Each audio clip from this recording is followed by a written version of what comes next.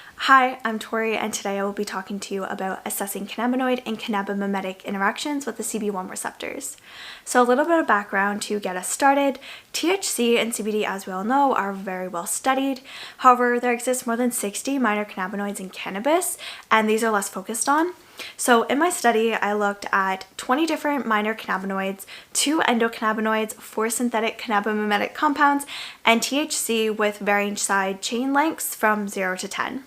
I looked at an agonist-bound CB1 model from the PDB as well as an antagonist-bound model, and this led me to my objectives of comparing the affinity and other measures for ligands bound to the agonist versus the antagonist-bound model.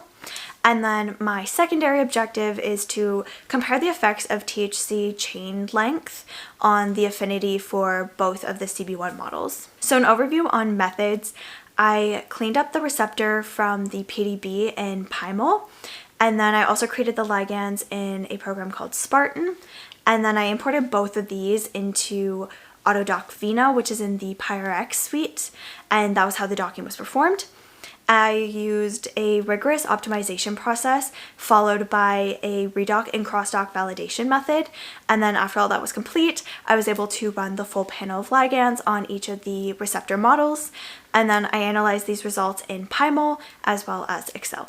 Getting into some of the results, in figure 1 we have the predicted affinity in both the agonist and antagonist model. How we read this graph is anything that's above that 1-to-1, that black line in the middle, anything above that has a higher affinity for the agonist, and then anything below is higher for the antagonist. So we can see that most of the cannabinoids are concentrated above, and then these little purple diamonds are the THC with varying lengths, and they're all concentrated quite heavily in the agonist side, and so this is expected. THC, as we know, is a partial agonist. And then moving on into figure 2, we have the predicted affinity versus the lipophilicity. Essentially, the conclusion from here is that the affinity is not strongly correlated with the lipophilicity, so this leads us to believe that there are other interactions at play, not just the lipophilicity of the surface of the receptor. Lastly, onto figure 3, this is the predicted affinity versus the length of the side chain.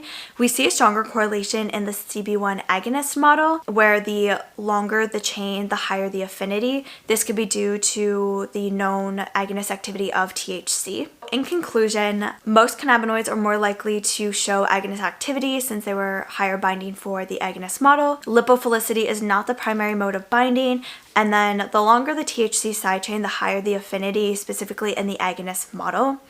A few next steps would be to compare binding to CB2 models, look for a plateau in chain length for the CB1 agonist model, as well as using these results to propose new compounds for agonist and antagonist activity on the cannabinoid receptors. So, thanks for listening.